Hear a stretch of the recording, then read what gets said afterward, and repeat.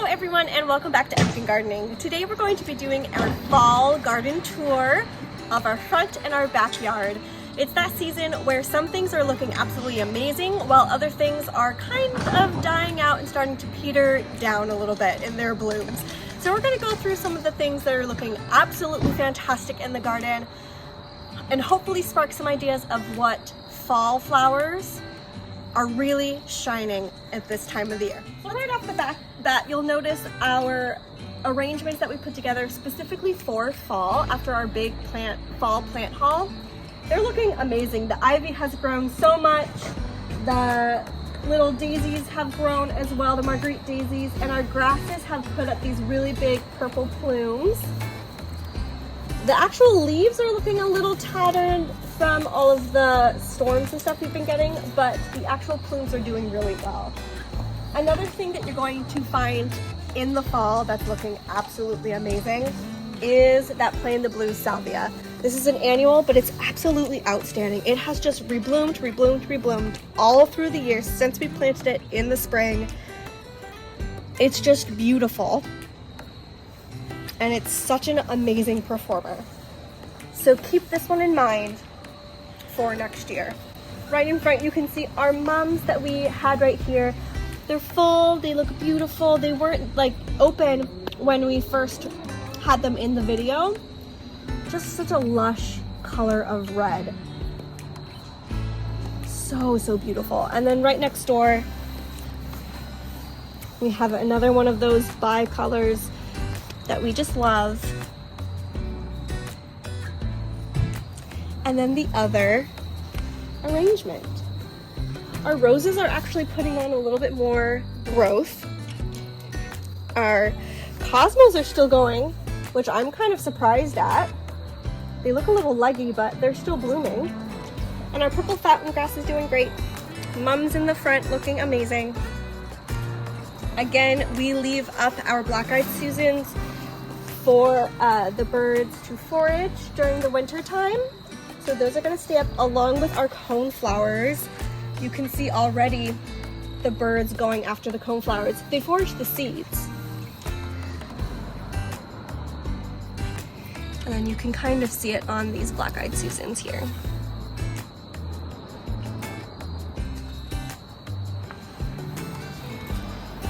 So we like having that up, especially in the fall time when they're starting to get ready for winter. It's something great. Another thing that is helpful to the birds and also adds a lot of fall interest and winter interest is our crabapple tree. So we have the red berries forming right here. And remember, this tree is not messy at all. They don't drop their apples all over the ground, and the birds kind of devour them before they even get the chance to. So we really love having a crabapple because it has that 3-season interest. It has the beautiful blooms in the spring, summer color, fall, the leaves start turning color. You do get a color change in the fall with it. And then you have the bright red berries that last through winter too if the birds don't get them. And so you have these bare dark branches with snow and bright red berries. Absolutely beautiful.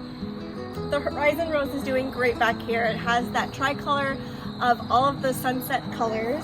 We'll get a better picture from the front. You can see that the sunflowers are starting to die back a little bit. They don't look the greatest. Aesthetically, they're not fantastic. However, the birds are having an absolute field day with them. They're just collecting seeds like crazy, and I don't want to ruin that for them, so we're gonna keep them up for as long as possible. We do have some still blooming, and I'm sure some will continue to bloom. But what's interesting is because the sunflowers are dying back a little bit, our two cancanas are loving their life.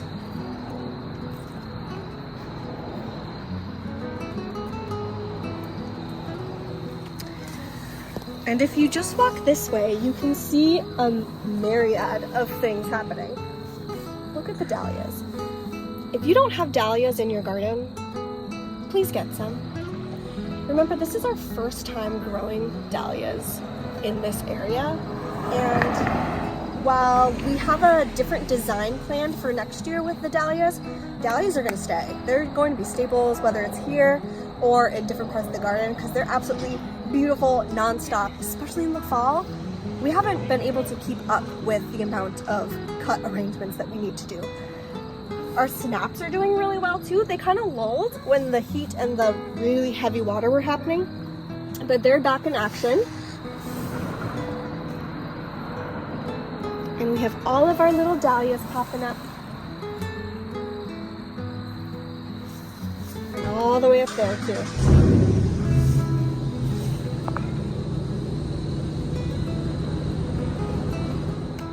So here you can also see how we're just not keeping up with cutting the dahlias fast enough. I think I might just bring in a ton to work because the rain just gets them. But they're just beautiful. They're absolutely beautiful. The lobularia down here and all of the lobularia that we planted in this bed, it did not perform the way I wanted it to perform this year. Remember, we changed it up. We used to have supertunias here and we traded it because of the budworm issues that we have in our garden, and it's just a lot of upkeep when you have just a row of supertunias. However, I will say the supertunia's vigor in this location at least, and it could be the combinations of plants. I mean, the tomatoes were absolutely insane this year. The dahlias took over a lot of space this year, so that could have played a part too. But I feel like the supertunias typically kept up a little bit better. Here again, you can see the sunflowers and kind of the state that they are in. But if you get close, you can see just how much the birds are loving it. They're just taking apart every single seed and devouring it. And this is exactly why we have sunflowers everywhere. So it will be interesting taking these down. I kind of want to, with some of the specific sunflowers, especially the ones over there, I kind of want to collect seeds and just put them in different bags. I have no idea what the varieties are, but I think it would be cool to just say like, buy the Horizon Rose sunflowers or buy the crabapple tree sunflowers and just have them in bags, like collect some seeds for us. And that way, if we have any other big projects that we need something that's going to take up a big area, we can pop some sunflower seeds in there. I think that's a great idea. Again, the toucan coral canna is doing amazing. Our Weigela in here is also alive. It's been completely smothered by sunflowers all season. I don't even know how much sunlight it's actually gotten, but you can see the variegation in there. Again, another big showstopper is the Rockin' the Blue Salvia. Our arrangements right here are absolutely beautiful. I love this gaillardia. It's so pretty. And the shamrocks. So nice. You can tell that the hot peppers have turned and our cabbage has gotten a lot bigger. Definitely very purple in the middle, and you can tell that some beetles have found it. Yay! But these millet grasses are really pretty and already starting to send their seeds. I wanted to just quickly show you a color combination that I was loving this year. I know we have some spent blooms right now, but the combination with this blue from the Rockin' the Blue Salvia with the sunflowers, I think has been absolutely beautiful this season. All right, so we're under our cherry tree. The mums over here have been such a nice pop of color. That's exactly why we wanted to plant mums from the ground this year. Such a great pop of fall color. The oranges and the pinks and the yellows and the whites all the way around. It looks so nice. Again, we're leaving the coneflowers up so that the birds can get them. But just as the leaves fall, it's so pretty. And they're doing really well in this bed, which we are so thankful of.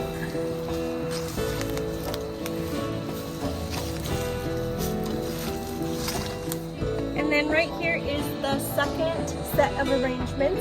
It's really interesting. The gaillardia is not pushing more blooms unless it's all budded up. That one looks like just a spent bloom.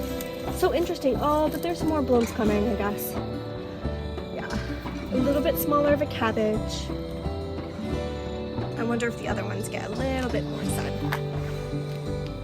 Our driveway bed showcases a lot of amazing plants that look fantastic during the fall. Obviously, the Limelight Hydrangea Standard trees look spectacular. Look at this hot pink.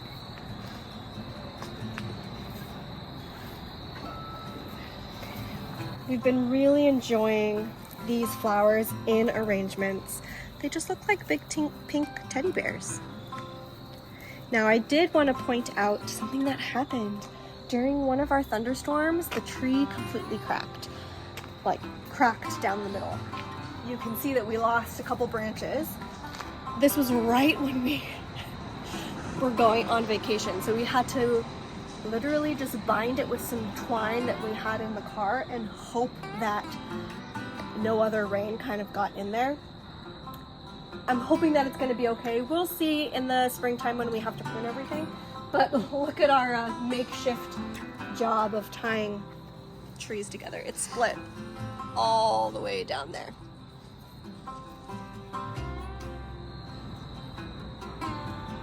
So we'll see. We'll see if we can save this. I really wanted to save this part of the tree so not all of the branches are coming this way because it's going to make the tree totally uneven. But we'll see. Another thing is grasses. Perennial grasses always have absolutely beautiful plumes that come out, and we again have been really enjoying the pinkish hue of the grass plumes with the hue of the hydrangea standards. Really, really awesome combination. The lavender does great.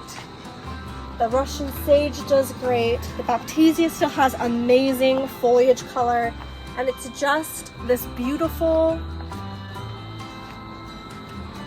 all the way down. We kind of let the natural grass kind of go. It just gives a little bit extra texture as well. But having the different, well, this is a different type of perennial grass. This is very ethereal, fairy-like, dark burgundy. So nice next to this one. Lime green with these light pink plumes. I love perennial grasses. Again, gives you a lot of interest, and we don't cut them back for the winter so that they do provide interest when snow falls on them, because they're pretty tough. So you typically get the snow that falls and then just stays, and it looks really nice. Another amazing fall plant are butterfly bushes. Buddleias. If you don't have buddleias or butterfly bushes in your garden, please get some. These are amazing. Non-stop pollinating attractors. We've had so many monarch butterflies in our garden this year. It's been absolutely phenomenal. Flocking this bush.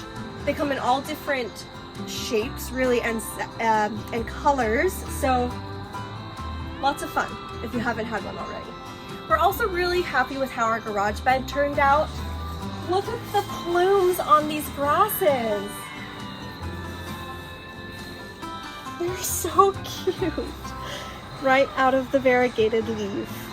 It's very feather dustery, and I'm here for it. We already had a ton of growth on our rows. The phlox in this bed has still been blooming, which is super surprising.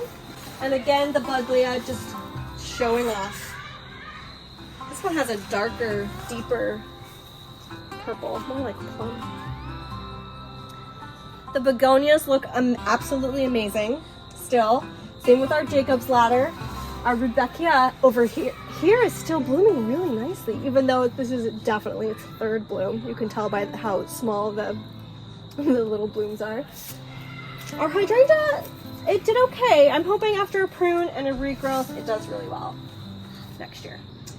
Our hanging baskets that we just did look absolutely amazing. It was the perfect pop that we really wanted in our garden back here. Total fall showcase. But I wanted to show you an update on this area right here. Remember when we planted our leftover plants and they looked so sad and pathetic? this lobularia, not the one in the front yard, but this lobularia smells amazing. That graham cracker smell. It's beautiful. It's absolutely beautiful. We have our mini Supertunia white, Supertunia jazzberry. Totally putting on growth. These guys don't get quite as much sun back here. They're kind of sheltered, but still flush of green foliage and still some blooms. I also really wanted to showcase Superbinas. They have been an absolute workhorse this year, and I think I definitely want to get more of them next year because they're still putting on so much growth in the fall. But if you can get your lobularia, probably in container, maybe we'll do containers next year, right, with lobularia in them. All right, our shade bed, I know we're losing light, but our shade bed has done amazing. The only thing that kind of looks super tired are these caladiums, but everything else looks really well. It looks really good. Our coleus put up beautiful spikes. It actually added a lot of really nice tall interest as well. But this has been one of our favorite things this year, has been that shade bed. And if you pop right here, this is again what I'm talking about with the Superbinas. Look at this. They're just absolutely beautiful. And just full and lush. Oh, look at the stormburst. I love the stormburst. With the purple and whites all down here. So nice. All right, so our Supertunia Vista Ombre wall did pretty well this year. Again, not what I wanted it to be. I don't think the reservoirs were quite as big as what they needed. Again, they're super vigorous, but they're still pushing blooms even though the weather's testy right now. So we're happy about that. We might try something different. I like having the pots here, but I think we might try something different next year with what's in them. And then our perennial bed is doing really well. I hope it comes out on camera. Very just autumnal colors. And it's really nice to see. Again, the Lil Kim is really all budded up. It is getting some leaf turning color, so we'll see if it pushes those blooms out before the end of the season or if we'll just let it reflush in the spring. So these were those pot arrangements that we plopped in here when we were doing our leftover flowers. Look at how good they're doing. Definitely a verbena, not a Superbena. Doesn't have the same growth habit. Look at these delicate little ones. So cute. And again, this petunia, not a Supertunia, but is kind of keeping up. This pot seemed to be just verbena. It was the only thing that grew. So I think it was just a pot of verbena, which is totally fine. I wanted to show you, I don't know what kind of herb this is, but it started growing. But look at that lone lemon appeal black-eyed Susan vine. It's everywhere. It goes trails down, trails here. But look at these herbs in here. They grew absolutely insane.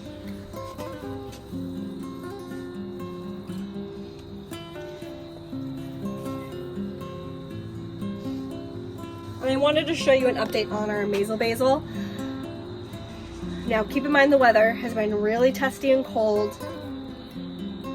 And it has had some surgery because of some football throwing with Lexi.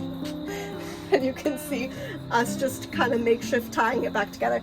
But these are still edible and we are still picking this off and cooking. You can tell how it is not liking the cold weather. So this is going to be going pretty soon. We left all of these blooms up all season long because the bees and the bumblebees absolutely adored this plant. So we hope we helped a lot of buggies pollinate. And we got to eat awesome basil all year. So definitely get some amazel basil. I know it's not really up in the fall right now, but it's lasted a really long time. So check that one on your list.